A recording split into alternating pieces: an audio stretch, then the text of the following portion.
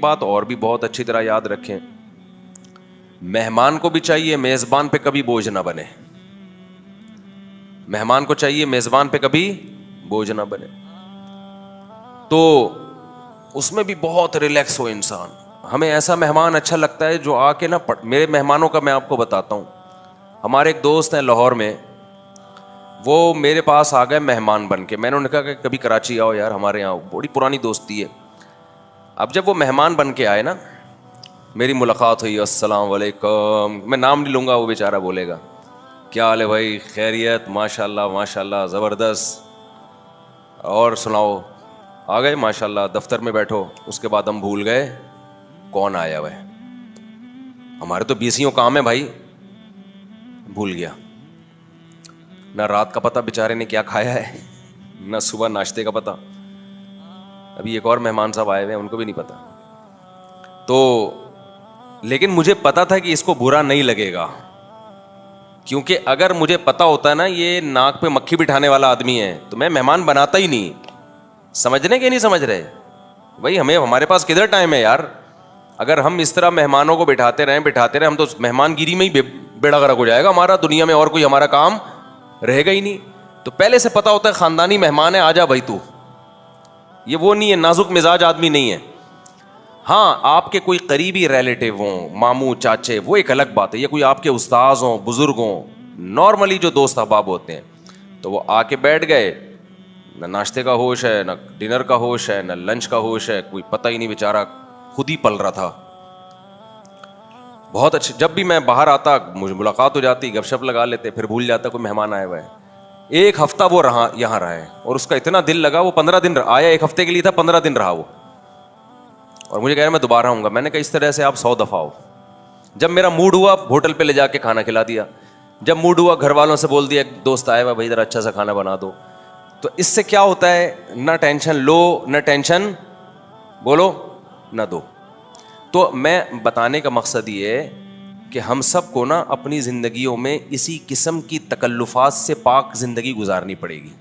اپنی زندگیوں میں یہ تکلفات ہمیں کیا کرنے پڑیں گے، نکال لیں. ورنہ دنیا میں کوئی کام نہیں کر سکتے، سوائے تکلفات ہی میں لگے رہو گے ساری زندگی. کوئی کام نہیں کر سکتے دنیا میں. ہم لوگ جو ویلے ہیں نا، پاکستانی قوم کے بارے میں مشہور ہے، وہ کیا ہوتی ہے، ویلی قوم ہے نا. تو وہ ہے ہی اسی وجہ سے.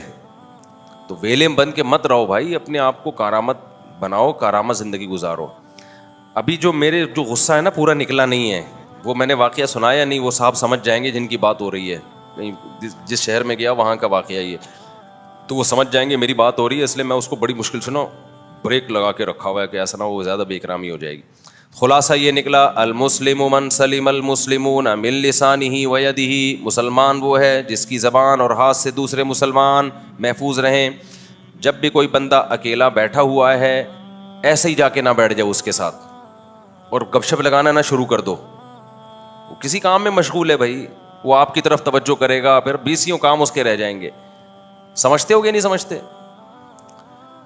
حضرت مولانا اشرف علی تھانوی رحمہ اللہ نے فرمایا کہ جب بھی تمہارے گھر کوئی مہمان آئے نا، سب سے پہلے اس کو واش روم کا پتہ بتاؤ. سب سے پہلے کیا بتاؤ اس کو؟ Wash room. وجہ اس کی یہ کہ بعض دفعہ مہمان کو قضائے حاجت کا تقاضا ہوتا ہے، وہ میزبان سے شرم کی وجہ سے کہہ نہیں رہا ہوتا کہ میزبان بولے گا کہ آتا ہی بیت الخلا ہے بھائی. یہ ہوتا ہے بعض لوگوں میں. سب سے پہلے اس کو کیا بتاؤ بھائی، یہ کیا ہے، یہ واش روم ہے. تو ان حقیقی راحت کا خیال کرنا چاہیے کہ سامنے والے کو حقیقت میں خوشی اور راحت کس میں ہے. یہ خلاصہ ہے پوری بحث کا. ہمارے شیخ حضرت مفتی رشید احمد صاحب رحمہ اللہ تعالیٰ اپنے گھر والوں کی، اپنی زوجہ کی راحت کا ایسا خیال کرتے تھے، اتنا خیال. حضرت فرماتے ہیں جب گھر میں کھانا پکتا تھا نا، میں خود جا کے نہیں نکالتا، کیونکہ خواتین کو پتا ہوتا ہے بھائی اتنا گوشت ہے، اتنے آلو ہیں، اتنے افراد ہیں، تو اس حساب سے ہم نے تقسیم کر کے دینا ہے. آپ گئے ڈونگے میں ساری بوٹیاں اٹھا کے لے آئے، اس کے بعد شوربہ تیر رہا ہے. آپ اندازہ لگاؤ خاندانی پن ہے یا نہیں ہے کہ بھائی جب جس بیگم نے کھانا بنایا ہے، ڈسٹریبیوٹ کرنا کس کی ٹینشن ہے، یہ اس کی ذمہ داری، اس نے اپنے حساب سے بنایا ہے. ہمیں یاد ہے ایک دفعہ ہمارے مدرسے میں کھانا پکا، مرغی تھی نا، ایک طالب علم نے ڈونگا بھر کے نا یوں ساری مرغیاں لا کے اپنی پلیٹ میں, دوسرے میں ہمیں تیمم کے لیے شوربا وضو کے لیے. ہم دیکھ رہے ہیں یار یہ کیا ہے, خیر منہ نیچے کر کے کھا رہے ہیں ہم. دوسرے طالب علم کو غصہ آ گیا, اس نے بولا بھائی ساری بوٹیاں تو پھوڑ دی ہے تو نے. تو اس نے کہا تو بھی نکال لے, ہم نے منع تھوڑی کیا ہے, اب نکالیں کیسے, نکال تو تم نے لیے, جو اس میں اوریجنل گولڈن پیس تھے وہ تو سارے تو کھا گیا. 2 دفعہ ایسا ہوا نا تو یہ پھٹا گیا ہمارے استاذ کے پاس. ہم تو منہ نیچے کر کے کھا رہے تھے کہ یار چھوڑو یار اس کو کھانے دو بوٹیاں, لیکن دوسرے طالب علم نے جھگڑا کیا. تو پھڈا جب ہمارے استاذ کے پاس گیا, انہوں نے کہا اب صرف شوربا اور آلو پکے گا, مرغی پکے گی نہیں. انہوں نے کہا یہ تم کیا حرکت کر رہے ہو یار, مرغی پہ لڑ رہے ہو, تمہیں شرم نہیں آتی, عالم بن رہے ہو ہے بھائی, مدرسے میں پڑھ رہے ہو, قرآن و حدیث پڑھ رہے ہو, اور لڑائی کس پہ ہو رہی ہے, بوٹیوں پہ ہو رہی ہے. انہوں نے کہا مرغی بنے گی نہیں. تو کئی دن تک ہم نے آلو شوربا کھایا اس جھگڑے کی وجہ سے. تو بے اکرامی کس نے کی ہے, سالن نکالتے ہوئے نہیں دیکھ رہے بھائی, آپ اتنا نکالو. آپ نے بہت سارے لوگوں کو دیکھا ہوگا اجتماعی طور پہ جب کھانا کھاتے ہیں, نبی صلی اللہ علیہ وسلم نے ارشاد فرمایا, یہودی ہمارے پیغمبر پہ طنز کرتے تھے, کہتے تھے کیا تمہارے پیغمبر تمہیں استنجا بھی سکھاتے ہیں کیا. انہوں نے کہا ہاں ہمارے پیغمبر نے ہمیں استنجا بھی سکھایا ہے. میرا میڈیکل کالج میں بیان ہوا نا, نیچے کسی نے کمنٹس لکھے ہوئے تھے, ابے اس مولوی کا کیا کام یہاں پہ, اس کو کیا استنجا سکھانے کے لیے بلایا ہے یہاں پہ. تو کسی نے مجھے بتایا, میں نے کہا یہ اس سے کہو کہ واقعی یہ استنجا بھی مولویوں نے سکھایا ہے. یقین نہ آئے نا, جس قوم میں مولوی نہیں ہے اس قوم میں استنجا نہیں ہے. انگریزوں کے پاس جا کے دیکھو 6 مہینے قضائے حاجت کے بعد پانی کے استعمال کی توفیق نہیں ملتی. نہیں آئی میرا خیال ہے بات. شکر کرو تمہاری سوسائٹی میں مولوی ہیں اس لیے تم نہا دھو لیتے ہو, ہاں استنجا پانی سے کر لیتے ہو. اگر یہ نہ ہوتا نا, ٹیشو پیپر پہ جنگیں ہوتی, عالمی جنگ, تیسری جنگ عظیم ٹیشو پہ ہوتی. اور ہمارے ہاں یہ بحث ہو رہی ہوتی آٹا مہنگا چینی مہنگی, نہیں ٹیشو مہنگا ہو گیا ہے, اس پہ لوگ لڑ رہے ہوتے. کووڈ جب پھیلا ہے نا باہر ملکوں میں, تو ان کی ٹیشو پیپر پہ جنگیں ہوئی ہیں, کیونکہ قضاء حاجت کے لیے ٹیشو کے علاوہ ان کے پاس کوئی چیز تھی نہیں. تو ہمارے ایک مسلمان دوست مسلم ہیں, وہ کہنے لگے یار مجھے ہنسی آتی تھی تو یہ پانی کا استعمال کر لو نا. کہہ رہے نہیں پانی نہیں بھائی, پتہ نہیں کسی بزرگ نے وصیت کی ہے کہ پانی استعمال کیا تو پتہ نہیں کیا ہو جائے گا, ٹیشو پہ لڑ رہے ہیں. شکر کرو مولوی تمہاری سوسائٹی میں جو تمہیں غسل کے حکام, وضو کے حکام, غسل جنابت اور استنجا کے حکام بچپن سے ہی سکھا دیتا ہے تمہیں. تو میڈیکل کالج میں ہم استنجا سکھانے نہیں گئے تھے, لیکن اگر مولویوں کو آپ نے بالکل ہی سوسائٹی میں پرے کر دیا نا, تو استنجا سکھانے والا بھی تمہیں کوئی نہیں ملے گا. سمجھتا ہے کہ نہیں سمجھتا ہے. تو المسلم من سلم المسلمون من لسانہ و یدہ. نبی نے, میں یہ واقعہ کس پہ سنا رہا تھا, بے اکرامی کے اوپر تو سنا رہا تھا. یار آپ بھی میری طرح ہی ہو گئے ہو. تو ہاں اس پہ میں بتا رہا تھا, پتہ نہیں کیا بات واقعہ چل رہا تھا. خیر, نبی صلی اللہ علیہ وسلم نے فرمایا مسلمان وہ ہے جس کی زبان, اور ہاں نبی نے فرمایا, نبی نے ہمیں یہ چیزیں بھی سکھائی ہیں کھانے کے آداب. آپ صلی اللہ علیہ وسلم نے فرمایا جب کھجور ایک تھال میں کھاؤ نا, تو صحیح حدیث ہے, آپ نے فرمایا ایک وقت میں 2 کھجوریں نہ اٹھاؤ. کتنی بظاہر کتنی چھوٹی سی بات ہے, کھجور تو بہت تھا عرب میں. ہوتا بعض دفعہ یہ ہے کہ کسی کو بھوک لگی ہوئی ہوتی ہے, تھوڑی سی کھجوریں ہیں, آپ 2 اٹھا کے کھا رہے ہو. وہ شرمیلا ہوتا ہے, وہ یہ بے شرمی کا کام نہیں کرتا کہ وہ ایک وقت میں 2 اٹھائے, اور منہ سے بول بھی نہیں پاتا. آپ زیادہ کھا جاؤ گے, وہ کم کھا جائے گا. تو ہمارے نبی نے حکم دیا کہ جب ایک برتن میں کھجوریں کھا رہے ہیں تو 2 ایک ساتھ اٹھانے کی کوئی کوشش نہ کرے. یہ چھوٹے چھوٹے آداب ہوتے ہیں, لیکن جب انسان بڑا ہوتا ہے نا, تو پھر بڑے بڑے کروڑوں روپے میں بھی وہ کرپشن نہیں کرتا. بچپن میں بچہ چھوٹی چھوٹی چیزیں بہن بھائیوں کی غصب کرتا ہے, اس کے بعد جب بڑا ہوتا ہے تو کروڑوں روپے کی وراثتیں غصب کرتا ہے. وہ آپ ابھی لائن توڑ کے آگے گھس رہے ہو, یہ چھوٹا قانون توڑا, کل آپ کے ہاتھ میں گورنمنٹ آ گئی نا, تو آپ پھر بڑے بڑے قوانین کو توڑو گے, آپ پھر آپ بہت کچھ کرو گے. تو نبی صلی اللہ علیہ وسلم نے فرمایا مسلمان وہ ہے جس کی زبان اور ہاتھ کے شر سے دوسرے مسلمان محفوظ رہیں. یہاں ایک بہت امپورٹنٹ جملہ ہے, وہ سن لیں. حضرت مولانا شرف علی تھانوی رحمہ اللہ یہ فرمایا کرتے تھے اس حدیث کی تشریح میں, کہ فرماتے تھے کہ بہت سے لوگ جب کسی کو تکلیف پہنچاتے ہیں, ان سے پوچھا جائے یار آپ کی وجہ سے ہمیں یہ تکلیف ہوئی ہے, تو وہ کہتے ہیں ہماری نیت تکلیف دینے کی نہیں تھی, غلطی سے ہوا ہے. کیسے ہوا ہے؟ بولو. غلطی سے, ہماری نیت یہ نہیں تھی. اس کو کہتے ہیں عدم قصد ایذا. ایذا کا معنی تکلیف دینا, قصد کا معنی ارادہ کرنا, عدم کا معنی نہیں. یعنی عدم قصد ایذا, تکلیف دینے کا قصد نہیں تھا ہمارا, تکلیف دینے کا ارادہ ہمارا نہیں تھا. کہا گناہ سے بچنے کے لیے اتنا کافی نہیں ہے کہ آپ یہ بولیں کہ میرا ارادہ نہیں تھا, یہ بغیر ارادے کی تکلیف پہنچی ہے. فرمایا پھر بھی گناہ ملے گا, بلکہ یہ ضروری ہے قصد عدم ایذا, ایذا نہ پہنچانے کا ارادہ کریں. آپ جب کوئی کام کریں نا تو پہلے سوچیں کہ ایسا تو نہیں ہے میرے اس کام سے کسی کو تکلیف ہوگی. مثال کے طور پر آپ گاڑی ریورس کر رہے ہیں, آپ کا ارادہ نہیں ہے پیچھے جو کھڑا ہوا ہے اس کو پیل دوں میں. آپ گاڑی ریورس کر رہے ہیں, پیچھے بندہ آ گیا, لڑک گیا وہ, آپ اٹھ کے سوری کر رہے, ابے یار میرا قطن تمہیں مارنے کا ارادہ نہیں, تو میں تو ریورس کر رہا تھا, تو وہ اتفاق سے تم آ گئے نیچے. تو واقعی آپ کا ارادہ تکلیف پہنچانے کا نہیں تھا. لیکن جب گاڑی آپ نے ریورس کی تو آپ کا باقاعدہ تکلیف نہ پہنچانے کا ارادہ ہونا چاہیے تھا. آپ پہلے ارادہ کرتے کہ میں ارادہ کرتا ہوں کہ میرے اس عمل سے کسی کو تکلیف تو نہیں ہو رہی. تو جب آپ یہ ارادہ کرو گے تو اٹھ کے پیچھے دیکھو گے, چاروں طرف جائزہ لوگے, کیونکہ بندہ تو نہیں کھڑا ہوا. 100 دفعہ جائزہ لوگے, اس کے بعد آپ گاڑی ریورس کرو گے. اب کسی کو تکلیف نہیں ہوگی. یہاں گیٹ تھا نا, بعض دفعہ ایک بندہ موٹر سائیکل لے کے نکل رہا ہوتا تھا, ادھر سے دوسری گاڑی آ رہی ہے, بھیڑتا ہوا چل, گاڑی والے نے مار دیا, اس نے مار دیا. بھائی جب آپ کو پتا ہے ادھر بھی روڈ ہے تو آپ گاڑی اسپیڈ میں لیتے ہوئے نکل کیوں رہے ہو؟ آپ پہلے رک جاؤ, دائیں بائیں دیکھو کہ کوئی بندہ تو نہیں آ رہا. تو پوری قوم کا یہ بڑا المیہ ہے. وراثت میں دیکھو کیا ہوتا ہے, ابا کا انتقال ہو گیا, لوگ وراثت نہیں دے رہے ہوتے کہ بہنیں ابھی مانگ نہیں رہی ہیں, بھائی ابھی مانگ نہیں رہے ہیں, جب مانگیں گے تو ہم دیں گے. آپ گنہگار ہو رہے ہو. اگرچہ آپ کا ان کو تکلیف پہنچانے کا ارادہ نہیں ہے, لیکن عین ممکن ہے اگلے کے دل میں خیالات آ رہے ہوں کہ یار یہ بڑا بھائی وراثت کیوں غصب کر کے بیٹھا ہوا ہے.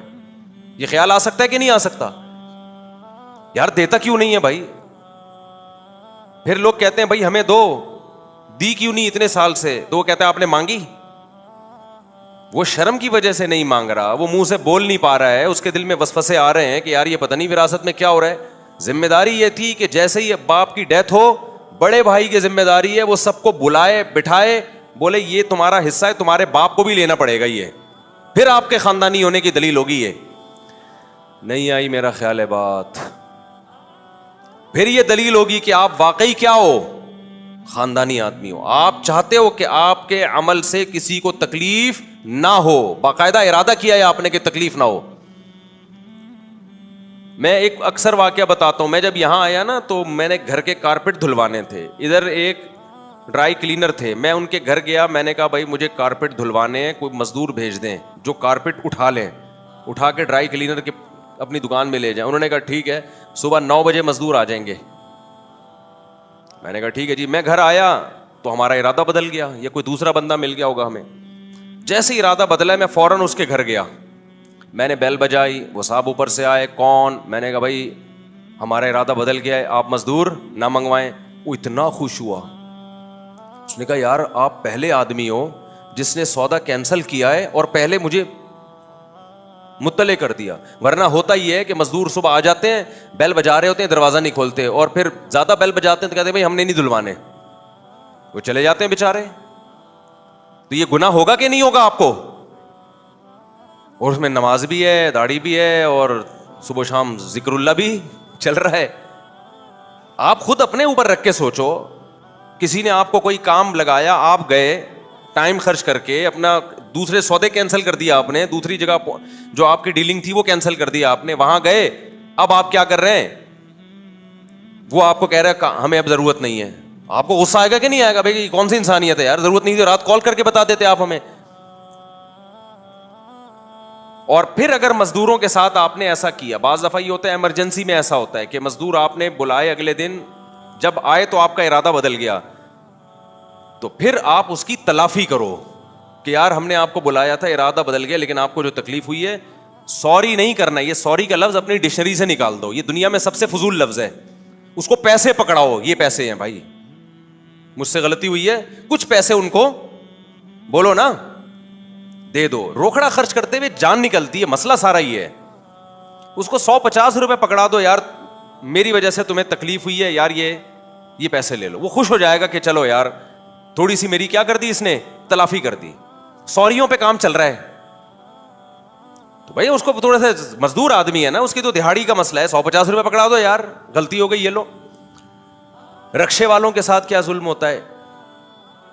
آپ نے رکشے والے کو بتایا جی اورنگی ٹاؤن میں فلاں جگہ جانا ہے, پوری طے ہو گیا سب کچھ, کتنے پیسے جی 1000 روپے دوں گا, اچھا جی بیٹھ جا. اب آپ جا رہے ہو, اب وہ بیچارہ اب وہاں ٹریفک جام ہے, گلیوں میں گھوم رہا ہے, ادھر گھوم رہا ہے ادھر گھوم رہا ہے, اس کی گیس خرچ ہو رہی ہے, اس کا پیٹرول خرچ ہو رہا ہے, اس کا ٹائم خرچ ہو رہا ہے. مجال ہے آپ کی جیب سے میٹر گھومنا شروع ہوتا ہے, مجال ہے اس کمبخت کی جیب سے 50 روپے اس کے لیے زیادہ نکل جائیں خود ہی, کہ یار تو نے آدھا گھنٹہ میرے ساتھ زیادہ لگایا ہے تو اب تیرا حق بنتا ہے. بات 1000 کی طے ہوئی تھی, یہ 1100 روپے پکڑ. الٹا وہ لڑے گا کہ بھائی مجھے 1000 نہیں 1100, اور یہ کہے گا نہیں 1100 کس بات کے, 1000 میں بات ہوئی تھی نا تجھ سے. بھائی بات 1000 میں ہوئی تھی, لیکن یہ تو توقع نہیں تھی نا کہ آدھا پونا گھنٹہ اوپر لگ جائے گا رش کی وجہ سے یا کسی بھی وجہ سے. وہ بیچارہ مزدور آدمی ہے, جو اس کے ذہن میں تھا وہ تو آدھا گھنٹہ تھا, پونا گھنٹہ تھا, لگ گئے 1.5 گھنٹے. تو اب یہ آپ کی اخلاقی ذمہ داری ہے کہ آپ اس کو 150 روپے نکال کے زیادہ دے دو, اس کے مانگنے سے پہلے دے دو کہ لے بھائی یہ لے یار, بات 1000 میں ہوئی تھی, یہ 1100 روپے پکڑ. دعائیں دے کے جائے گا آپ کو, وہ بولے گا کسی خاندانی کسٹمر سے واسطہ پڑا ہے, لیکن روکھڑا نہیں نکلنا. روکھڑے پہ مر جائے گا مسلمان. اس سے تہجد پڑھوا لو, پڑھ لے گا یہ, روزہ رکھوا لو, رکھے گا یہ, درود شریف پڑھوا لو, پڑھے گا یہ. روکھڑا اس کی جیب سے نکلے گا جب یہ کمبخت مرے گا, پھر اس کی جائیدادیں تقسیم ہوں گی, بٹوارے ہوں گے. اس سے پہلے کسی کے باپ میں طاقت نہیں ہے کہ اس کی جیب سے پیسے نکلوا لے. غصہ آ گیا مجھے تھوڑا سا, کائنڈلی میں معذرت چاہتا ہوں. کیوں دنیا سے محبت کر رہے ہو یار؟ اس دولت کو تم نے قبر میں لے کے جانا ہے, خرچ کرو, کتنا اچھا لگے گا نا. رکشے والا اچھا, اس کو خود لگے گا کہ یار کسٹمر کتنا پیارا ملا مجھے, بنتے 1000 تھے, دے کتنے رہا ہے, 1200 دے رہا ہے, 1100 دے رہا ہے. وہ بھی کہے گا یار بڑا خاندانی آدمی مل گیا, کتنا مزہ آئے گا. 100 روپے میں اگلا آپ کو اچھا سمجھنا شروع کر دے. اس سے بڑی نعمت کیا ہے بھائی؟ کیا خیال ہے؟ کوئی آپ کو اچھا انسان سمجھنا شروع کر دے, اور اس کے لیے تو لوگ کیا کیا پاپڑ بیلتے ہیں, کیا کچھ کرتے ہیں. تو اگر صرف آپ کے 100 روپے خرچ کرنے سے وہ سمجھنا شروع ہو جائے کہ یہ بندہ کیا ہے, نائس پرسن ہے, تو میں کہتا ہوں 200 روپے دے دو تاکہ وہ بہت اچھا سمجھے آپ. تو روکھڑے نکالا کرو, روکھڑے, سمجھ رہے ہو, خالی سوریوں پہ نہ ٹرخایا کرو. روکھڑے پتہ ہے بھکاریوں کو نکال کے دیتے ہیں جو کسی کام کے نہیں ہوتے. اب آج کل ایک نیا مسئلہ کھڑا ہو گیا بھیک مانگنے کا. آپ کہیں بھی, ہم تو لانگ روٹ پہ جاتے ہیں, گاڑی پارکنگ پہ کھڑی کرتے ہیں, گاڑی پارکنگ پہ کھڑی ہوئی ہے, جیسے ہی آؤ وہ وائپر نا اس کا اٹھا ہوا ہوگا. ابے یہ کون اٹھا کے گیا ہے, ابھی تو میں اچھا والا وائپر تھا. یہ سگنل ہوتا ہے کہ صاحب پیسے دے دو, یہ سگنل ہوتا ہے کہ میں نے آپ کے گاڑی کا شیشہ کیا ہے, صاف کیا ہے. ہم نے نکال کے دے دیے, بھائی ماشاءاللہ گاڑی کا ویسے تو صاف ہی تھا لیکن اس نے بھی صاف کر دیا, 20 روپے. آگے گئے ہیں, نماز کا ٹائم ہوا, گاڑی روکی ہم نے, نماز پڑھ کے آئے ہیں, پھر اٹھے ہوئے وائپر. میں نے کہا شیشے تو ابھی صاف ہوئے تھے یار. اب غیر اخلاقی سی حرکت لگتی ہے یار, ایک آدمی آپ کی گاڑی کا شیشہ صاف کر رہا ہے. میں نے کہا ہاں بھائی 20-25 روپے 30 روپے یہ لے بھائی. شروع میں تو میں زیادہ دیتا تھا کہ یار بیچارہ غریب آدمی, 100 روپے پکڑا دو, 500 روپے پکڑا دو, بنتے 10 روپے 1000 پکڑا دو. اس کے بعد مجھے اندازہ ہوا بھائی یہ بھیک مانگنے کا بہترین طریقہ, کام وہ کرو جس کی لوگوں کو ضرورت ہے, اس پہ پیسے مانگو. پھر ہم تھوڑا آگے گئے ہیں, پھر میں آیا ہوں وائپر. پورے راستے نا, ابھی میں پچھلے ہفتے جب اسلام آباد سے آیا, ابھی کل میں لاہور سے اسلام آباد گیا تھا بائی روڈ, تو وہاں بھی یہی. پھر میں نے کہا بھائی یہ تو ایک بھیک مانگنے کا ایک جدید طریقہ ایجاد ہوا ہے کہ کوئی کام ہے نہیں, آپ نے اس کو کام بنا کے, بھکاری کا دھبا بھی نہیں دے گا آپ کے اوپر اور آپ پیسے بھی کماؤ گے. میں نے کہا ان لوگوں کو نہیں دینے چاہیے, میری رائے ہے, غلط بھی ہو سکتی ہے, میں نے کہا ان کو نہیں دینے چاہیے. اس سے نقصان یہ ہو رہا ہے کہ یہ بھکاری بنیں گے. یہ بھکاری پن ہی تو ہے نا, کوئی ضرورت ہے نہیں. اب دیکھو مثال کے طور پر کسی چیز کی ضرورت نہیں ہے اور آپ وہ کام کرنا شروع کر دو تاکہ لوگ سمجھیں کہ میں مزدور ہوں, تو اس سے تو اپاہج پن بڑھے گا کہ نہیں بڑھے گا؟ ایک ایسی چیز میں لوگ لگنا شروع ہو جائیں گے جس کی سوسائٹی کو نیڈ نہیں ہے. اللہ تعالیٰ نے جو کسی کو غریب رکھا, کسی کو مالدار رکھا, کیوں رکھا ہے؟ تاکہ غریب آدمی کوئی کام کرے جس کے بدلے میں مالدار اس کو پیسہ دے, تو دونوں کی ضرورتیں پوری ہوں. تبھی تو بھکاری پن کو پسند نہیں کیا گیا. بھیک وہ مانگے جو واقعی جس کو ضرورت ہو, کھانے پینے کا محتاج ہو گیا ہے وہ. ورنہ تو اصل اسلام کس کو پروموٹ کرتا ہے؟ بھکاری پن کو نہیں کرتا. اسلام پروموٹ کرتا ہے محنت کر کے کمانا سیکھو. ہمارے نبی کی خدمت میں ایک بھکاری ایک شخص آیا نا بھیک مانگنے کے لیے. آپ نے کہا کہ کلاڑا لے کر آؤ, جو مشہور حدیث ہے, اور گھر میں برتن لا کے بیچ کے ان کو کہا جاؤ جنگلوں سے, جنگل میں لکڑیاں کاٹ کے بیچو. تو کوئی کام بتایا ان کو. تو نبی صلی اللہ علیہ وسلم نے کیا فرمایا؟ من سلم المسلمون من لسانہ و یدہ, جس کی زبان سے دوسرے محفوظ رہیں, زبان کے شر سے بھی اور ہاتھ کے شر سے بھی. تو میں اس پہ بتا رہا تھا کہ عدم قصد ایذا کافی نہیں ہے کہ آپ یہ کہیں کہ میرا تکلیف پہنچانے کا ارادہ نہیں تھا. یہ ضروری ہے کہ تکلیف نہ پہنچانے کا باقاعدہ ارادہ ہو آپ کا. اور کسی عمل سے تکلیف ہو گئی, اگر وہ غریب طبقہ ہے, اپنے دوست ہیں, اپنے جیسا مالدار ہے, پھر سوری ٹھیک ہے.